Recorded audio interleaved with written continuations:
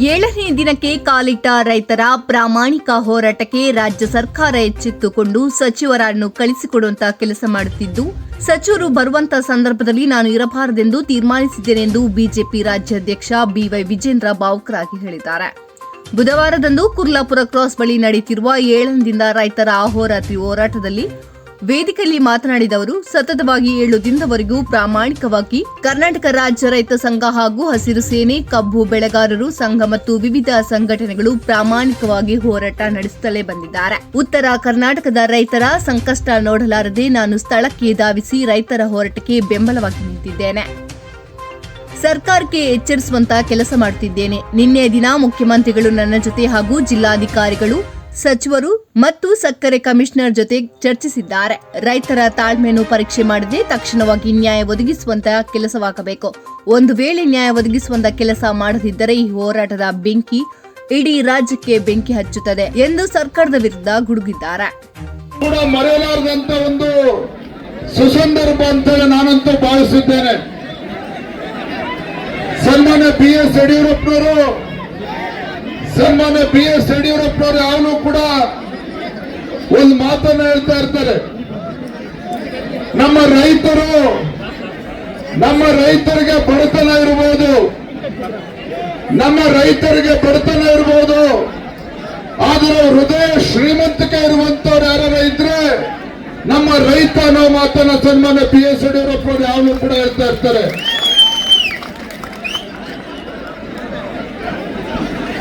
ನಾನಿವತ್ತು ಈ ವೇದಿಕೆಗೆ ನನ್ನನ್ನು ಕೂಡ ತಿಳಿಸಿದ್ದೇನೆ. ರಾಜಕಾರಣಿಯಾಗಿ ನಾನು ಈ ಒಂದು ಹೋರಾಟಕ್ಕೆ ಕಾಲಿಟ್ಟಿಲ್ಲ. ರಾಜಕಾರಣಿಯಾಗಿ ಶಾಸಕರಾಗಿ ಇವತ್ತು ಹೋರಾಟಕ್ಕೆ ಬಂದಿಲ್ಲ. ಬದಲಾಗಿ ಈ ನಾಡು ಕಂಡಂತ ಒಬ್ಬ ಧೀಮಂತ ಹೋರಾಟಗಾರ, ಈ ನಾಡು ಕಂಡಂತ ಒಬ್ಬ ಛಲಗಾರ, ಈ ನಾಡು ಕಂಡಂತ ಒಬ್ಬ ಅಪ್ರತಿಮ ರೈತ ನಾಯಕ BS ಯಡಿಯೂರಪ್ಪನವರ ಮಗನಾಗಿ ನಾನಿವತ್ತು ಕಬ್ಬು ಬೆಳೆಗಾರರ ಹೋರಾಟಕ್ಕೆ ನಾನು ಬಂದಿದ್ದೇನೆ.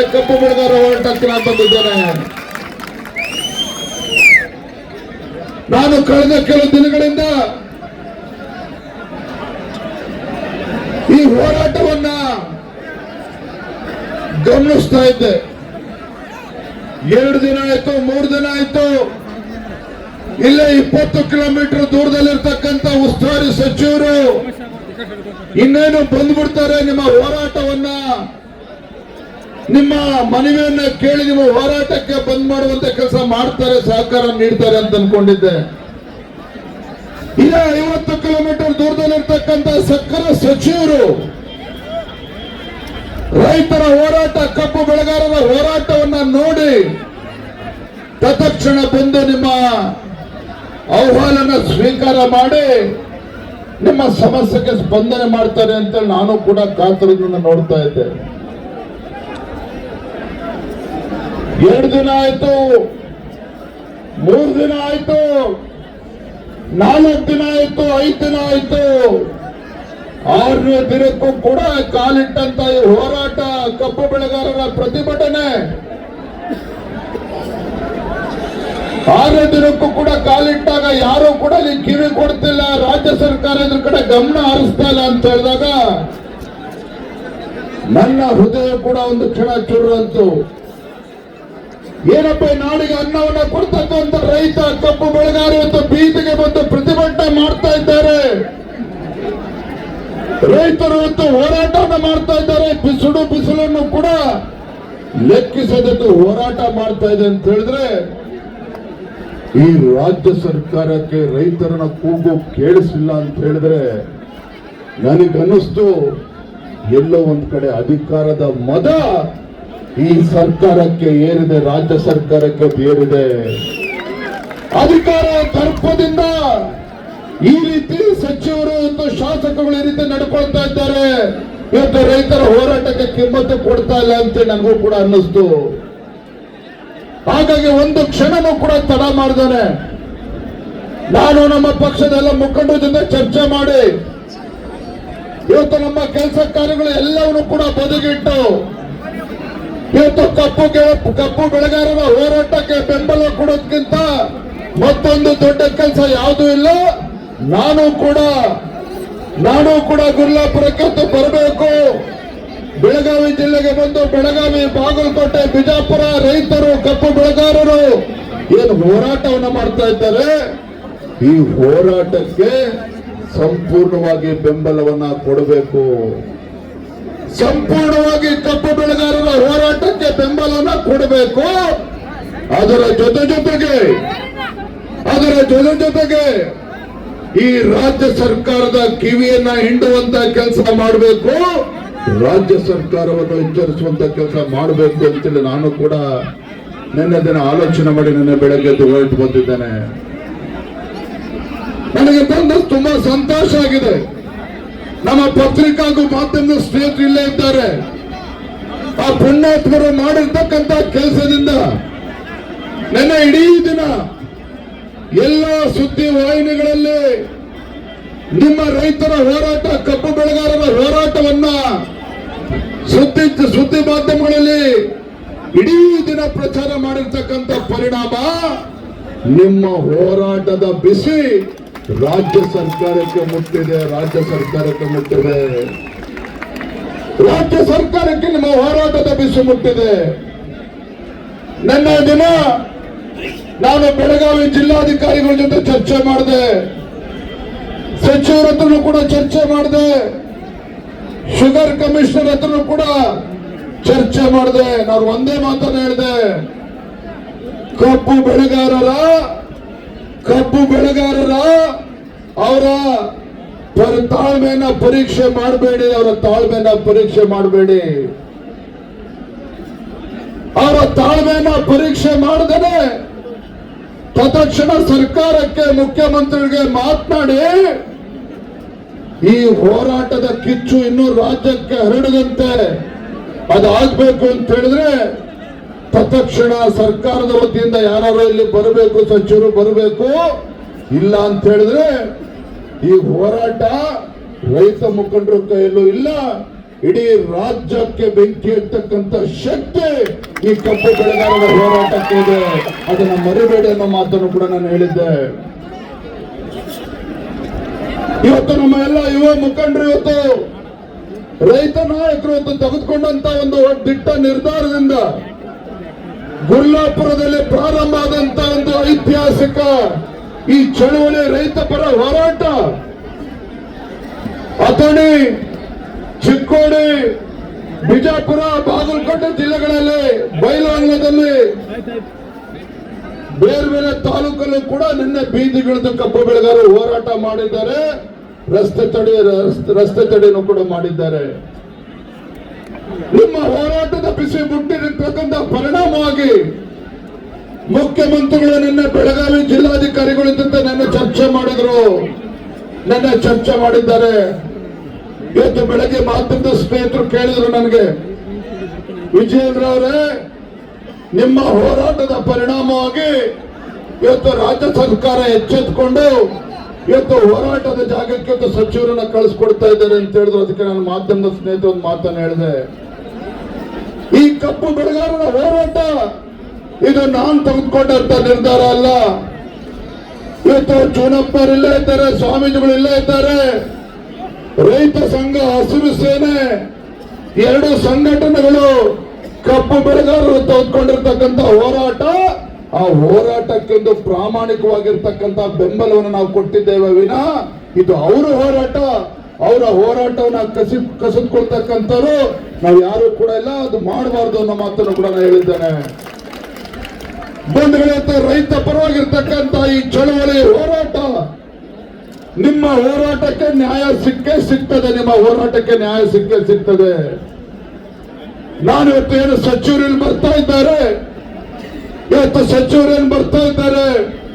ನಾನು ಸಚಿವರು ಬಂದಾಗ ಇಲ್ಲಿ ಇರಬಾರ್ದು ಅಂತ ನಾನು ತೀರ್ಮಾನ ಮಾಡಿದ್ದೇನೆ. ಕಾರಣ ಇವತ್ತು ರಾಜ್ಯ ಬಿಜೆಪಿ ಅಧ್ಯಕ್ಷರು ಬಂದು ರಾಜಕಾರಣ ಮಾಡ್ತಾ ಇದ್ದಾರೆ ಅಂತೇಳಿ ಆರೋಪ ಹೊತ್ಕೊಳ್ತಕ್ಕಂಥದ್ದಕ್ಕೆ ನಾನು ಕೂಡ ತಯಾರಿಲ್ಲ.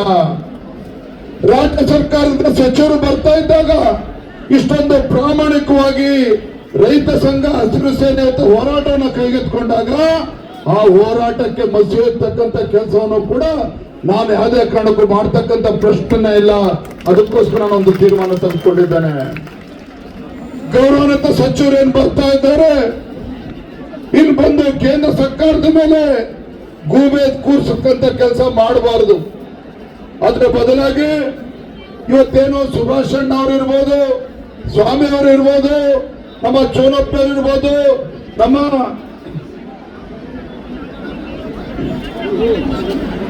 ಈರಣ್ಣ ಕಡಾಡಿಯವರು, ಕುಡ್ಚಿ ರಾಜ್ ಅವರು ಎಲ್ಲ ಮುಕ್ತವಾಗಿ ಚರ್ಚೆ ಆಗಿದೆ. ಎಲ್ಲವನ್ನೂ ಕೂಡ ಮುಕ್ತವಾಗಿ ಚರ್ಚೆ ಆಗಿದೆ. ಯಾವ ರೀತಿ ರೈತರಿಗೆ ಅನ್ಯಾಯ ಆಗ್ತದೆ, ಕಬ್ಬು ಬೆಳೆಗಾರರಿಗೆ ಅನ್ಯಾಯ ಆಗ್ತಾ ಇದೆ, ತೂಕದಲ್ಲಿ ಮೋಸ ಆಗ್ತಾ ಇದೆ, ನಿಮಗೆ ರಿಕವರಿ ವಿಚಾರದಲ್ಲಿ ನಿಮ್ಮೆಲ್ಲರೂ ಕೂಡ ಮೋಸ ಆಗ್ತಾ ಇದೆ. ಇವತ್ತು ನಿಮ್ಮ ಕಣ್ಮುಂದೆನೆ ಈ ರೀತಿ ಮೋಸ ಆಗ್ತಾ ಇರ್ತಕ್ಕಂಥದ್ದು. ಹಾಗಾಗಿ ಪಾಪ ಇಂಥ ಒಣ ಬಿಸಿಲು ನಮ್ಮ ರೈತರನ್ನು ಹೋರಾಟ ಮಾಡ್ತಾ ಇದ್ದಾರೆ. ಇವೆಲ್ಲದಕ್ಕೂ ಕೂಡ ಇತ್ಯಷ್ಟು ಆಗ್ಬೇಕಾಗಿದೆ. ಇವತ್ತು FRP ಬಗ್ಗೆ ಮಾತನಾಡ್ತಾರೆ. ಯಾವ ಇದೆ FRP ಇಂದ ಪಕ್ಕದ ಮಹಾರಾಷ್ಟ್ರದಲ್ಲಿ 3,500 ರೂಪಾಯಿ 600 ರೂಪಾಯಿ ಕೊಡ್ತಾರೆ, ಇಲ್ಲಿ ಕೇವಲ 3,000 ರೂಪಾಯಿ ಕೊಡ್ತಾರೆ ಅಂತ ಹೇಳಿದ್ರೆ ರಾಜ್ಯ ಸರ್ಕಾರದ ಕರ್ತವ್ಯವೂ ಕೂಡ ಇದರಲ್ಲಿದೆ. ರಾಜ್ಯ ಸರ್ಕಾರದ ಕರ್ತವ್ಯನೂ ಕೂಡ ಇದೆ. ನಾನು ಇಷ್ಟಾಗಲೇ ಮಾನ್ಯ ಮುಖ್ಯಮಂತ್ರಿಗಳು ಎಚ್ಚರ ವಹಿಸಿ ರೈತ ಮುಖಂಡರನ್ನ, ಕಾರ್ಖಾನೆ ಮಾಲೀಕರನ್ನ ಕೂರಿಸಿ ಇದಕ್ಕೆ ಸರಿಯಾದ ರೀತಿ ಪರಿಹಾರವನ್ನ ಕಂಡುಕೊಳ್ತಕ್ಕಂಥ ಕೆಲಸ ಈಗಾಗಲೇ ಆಗ್ಬೇಕಾಗಿತ್ತು. ಹಿಂದೆ ಬಿಜೆಪಿ ಸರ್ಕಾರ ಇದ್ದಾಗ, ಯಡಿಯೂರಪ್ಪ ಮುಖ್ಯಮಂತ್ರಿಗಳಿದ್ದಾಗ, ಇಂಥ ಸಂದಿಗ್ಧ ಪರಿಸ್ಥಿತಿ ಬಂದಾಗ ಮುಂಚಿತವಾಗಿಯೇ ಎಚ್ಚೆತ್ತುಕೊಂಡು ಅಂದಿನ ಬಿಜೆಪಿ ಸರ್ಕಾರ ರೈತ ಮುಖಂಡರು ಮಾಲೀಕರನ್ನ ಕೂರಿಸಿ ಒಂದು ಸೌಹಾರ್ದಯುತವಾಗಿ ಒಂದು ಪರಿಹಾರವನ್ನು ಕಂಡುಕೊಳ್ತಕ್ಕಂಥ ಕೆಲಸ ಆಗಿತ್ತು. ಆದ್ರೆ ದುರ್ದೈವ ಅಂತ ಹೇಳಿದ್ರೆ ಇವತ್ತು ರಾಜ್ಯ ಸರ್ಕಾರ ಈ ನಿಟ್ಟಿನಲ್ಲಿ ಯಾವುದೇ ಒಂದು ಪ್ರಯತ್ನ ಮಾಡದೇ ಇರುವಂತದ್ದು. ರಾಜ್ಯ ಸರ್ಕಾರ ಯಾವುದೇ ಸಾವು ಬರಬೇಕು, ಅವರಿಗೆ ಅವರು ಆತ್ಮಹತ್ಯೆ ಮಾಡ್ಕೊಳ್ಬೇಕು. ಹಾಗೆ ನಮ್ಮ ಹೋರಾಟವನ್ನು ಮಾಡೋಣ ಅಂತ ಹೇಳಿ ಇನ್ನೊಮ್ಮೆ ಶ್ರೀರಾಮ ಸೇನೆ ಸಂಘಟನೆ ಸಂಪೂರ್ಣವಾಗಿ ನಿಮಗೆ ಬೆಂಬಲವನ್ನು ಸೂಚಿಸ್ತಾ ಇದ್ದೀವಿ.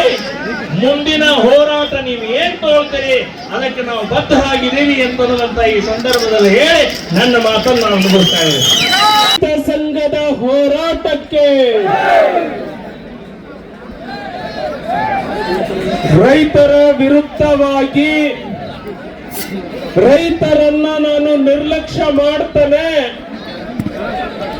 ರೈತರನ್ನ ನಾನು ಗ್ರಾಂಟೆಡ್ ಆಗಿ ತಗೊಳ್ತಾನೆ, ರೈತ ಸಂಘದ ಸಂಘಟನೆಯ ಹೋರಾಟವನ್ನ ಒಡೆದು ಬಿಡ್ತಾನೆ, ರೈತರಲ್ಲಿ ಒಡಕನ್ನ ಹುಟ್ಟಿಸಿ ನನ್ನ ಬೇಳೆ ಬೇಯಿಸ್ಕೊಳ್ತಾನೆ ಅಂತ ಹೇಳಿ ಯಾವುದಾದರೂ ಒಂದು ಸರ್ಕಾರ ಯೋಚನೆ ಮಾಡಿದ್ದರೆ ಆ ಸರ್ಕಾರವನ್ನ ಒಂಟಿಗಾಲ್ನಲ್ಲಿ ನಿಲ್ಲಿಸೋ ಶಕ್ತಿ ಅದು ರೈತ ಸಂಘಕ್ಕೆ ಇದೆ ಅಂತ ಹೇಳಿ ತಾವೆಲ್ಲರೂ ಕೂಡ ಇವತ್ತು ಸಾಬೀತು ಮಾಡಿದ್ದೀರಾ.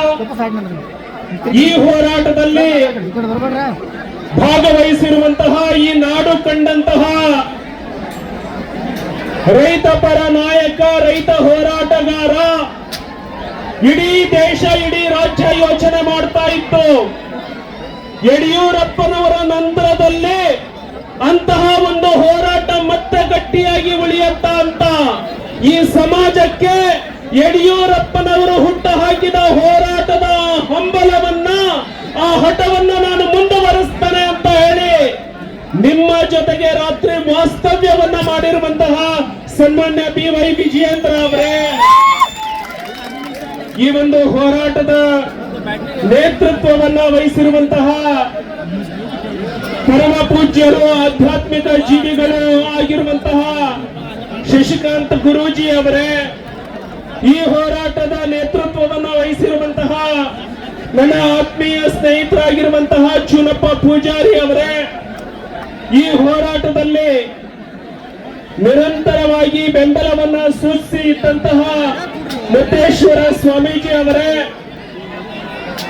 ಒಂದು ಗಟ್ಟಿಯಾದಂತಹ ಧ್ವನಿ, ಆ ಧ್ವನಿ ಈ ಸನಾತನ ಸಂಸ್ಕೃತಿಯನ್ನ ಎತ್ತಿ ಹಿಡಿಯುವಂತದ್ದು. ಅವತ್ತು ಅವರು ಕೂಡ ಏನು